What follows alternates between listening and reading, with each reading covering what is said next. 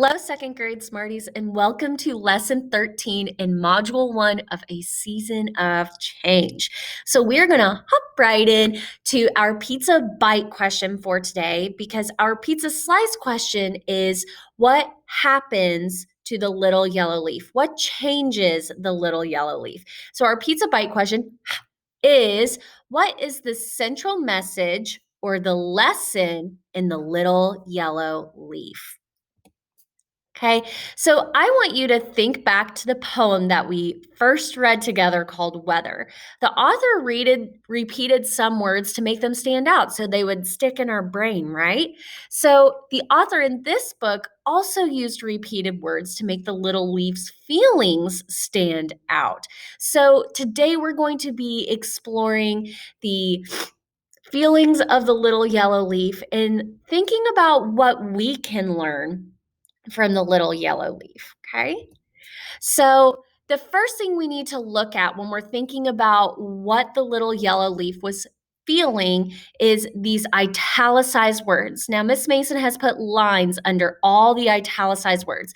And italicized means that it's a little bit slanted, but it's a way to make words stand out, to give it more focus. Your eyes are drawn to that difference, right? So on this page, it said, not yet, thought the little yellow leaf. Okay, and some of the italicized words in this book are repeated.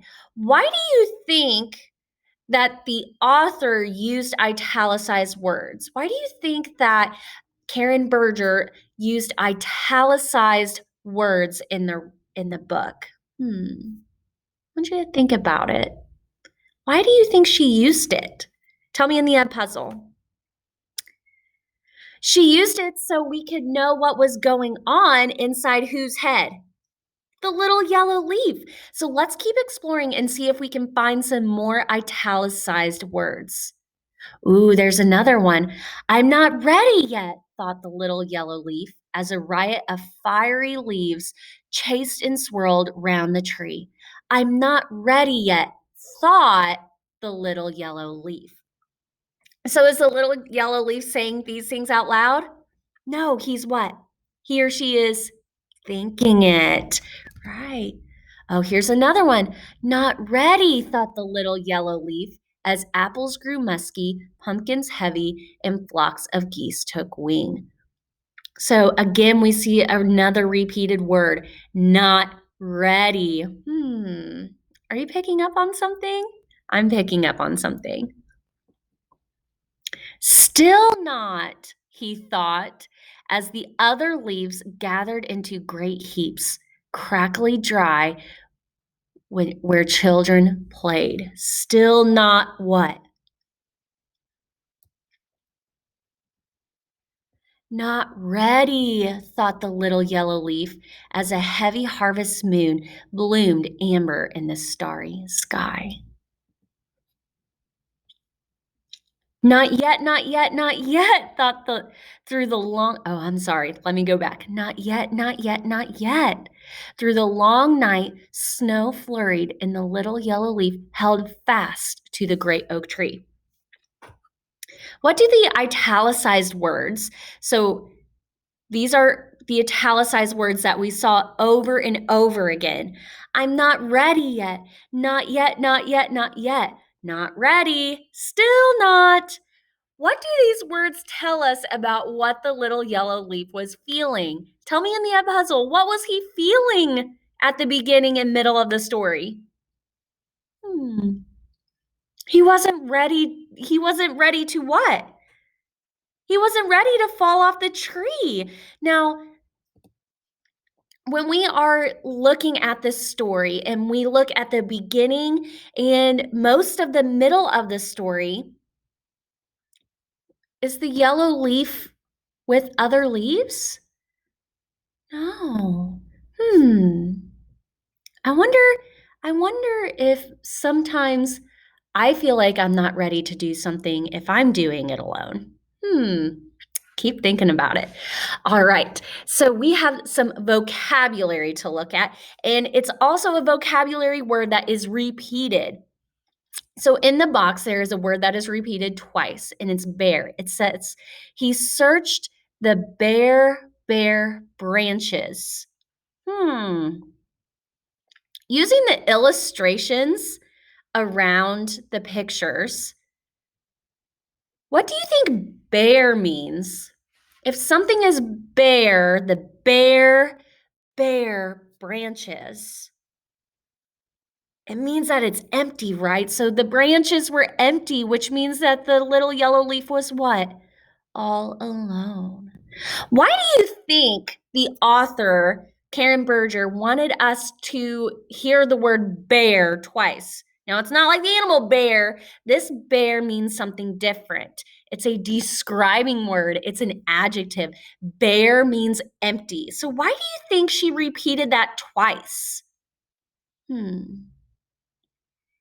Sometimes if I say something over and over again, that means that I really want it to stick in your head, right? So if I say I was so tired, or I was very excited, you know that means I feel really strongly about that, right? So when Karen Berger is saying that the branches were bare, that means they were very empty.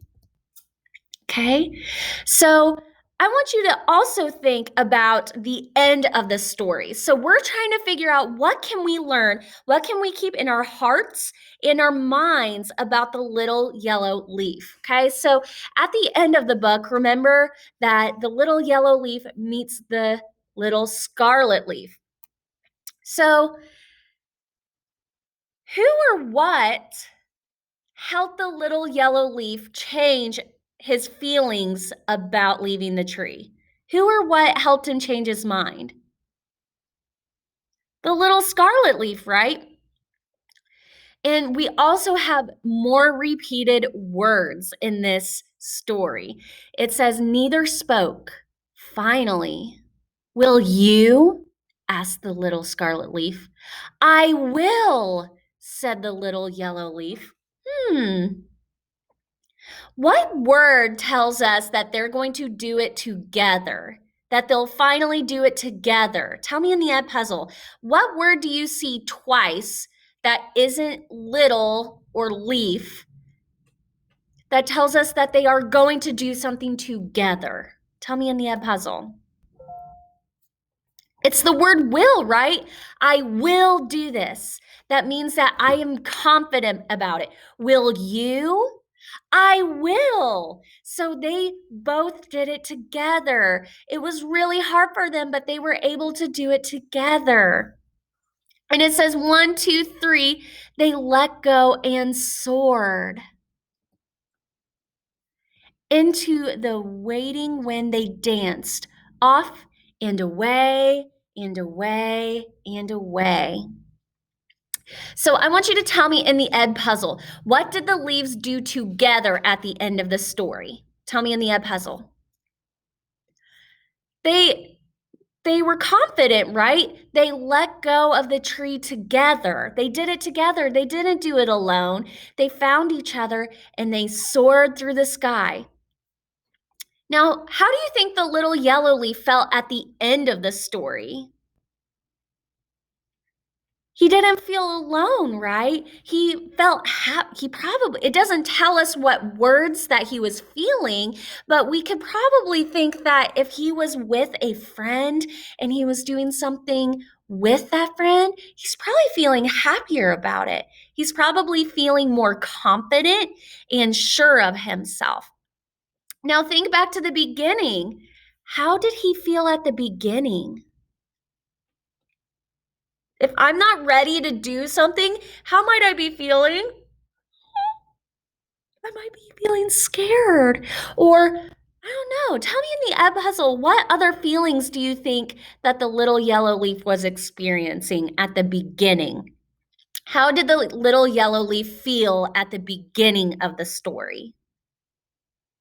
He was feeling lonely. He was feeling scared. He was probably confused, right? He didn't know when to leave the tree. He wasn't ready yet. Okay, and we already talked about this, right? It says, what helped the little yellow leaf to change how he felt about leaving the yellow tree or leaving the tree? His new friend, right?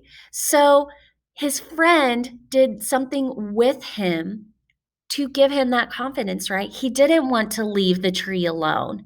He needed to leave with a friend, and they did it together. So, what can we learn from this story? Okay, we learned that the little yellow leaf was not ready to do something alone, but later in the story, when he met a friend that had the same feelings, he felt better about leaving the tree, right?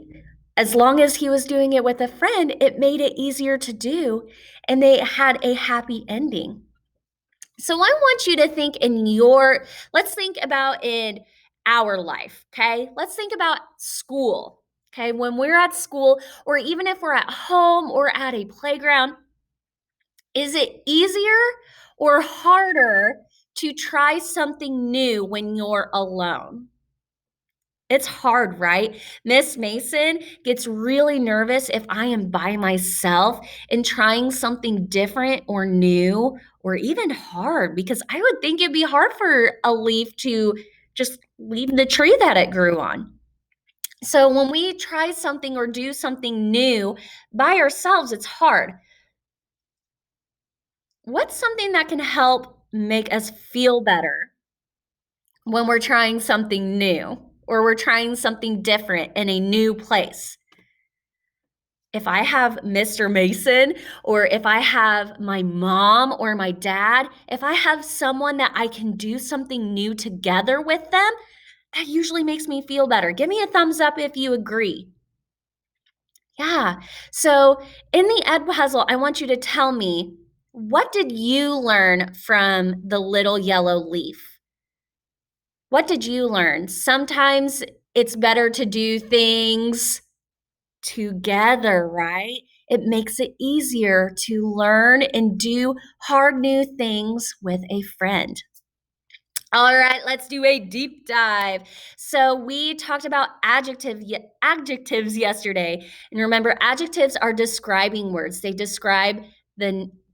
are words that describe nouns, and those are people, places, things, or animals. And remember, adjectives can describe colors, shapes, size, and feelings of noun, as well as other describing words. There are many describing words that can make our writing and reading interesting.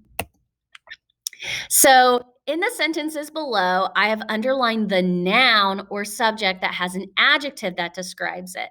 Let's talk about the adjectives in the sentence. Okay, so all the words that are underlined are nouns. So these are all things, okay?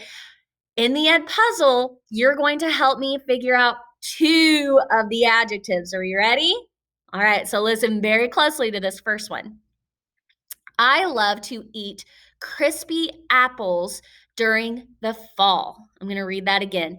I love to eat crispy apples during the fall. What word described the apples?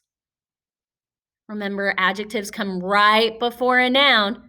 Crispy. So we can paint a picture in our head. Crispy means that it might have a crunch, it might be really tasty. So crispy described the apples. Okay, let's go to the next sentence. You're going to help me out with this one. You just heard this word a little bit ago.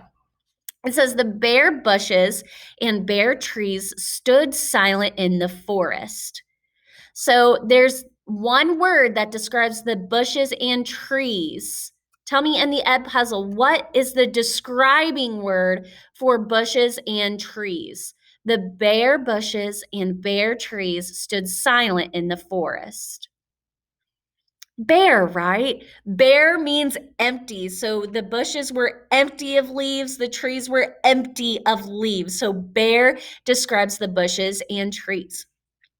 Fiery leaves swirled around the tree. I'm going to read that again, and you're going to tell me in the Ed puzzle what word described leaves. Fiery leaves swirled around the tree. Tell me in the Ed puzzle what word describes the leaves. fiery, right? And yesterday we talked about fiery is describing the color of the leaves. It's not saying that the leaves are on fire. Remember, we talked about how fiery describes that orange, that bright red, sometimes yellow leaves that we see during fall that looks like what we see in a fire. So, friends, when we are using adjectives, it helps us make our writing and what we are reading more interesting. It helps us put a picture or a movie in our mind of what these things, people, animals, or places look like.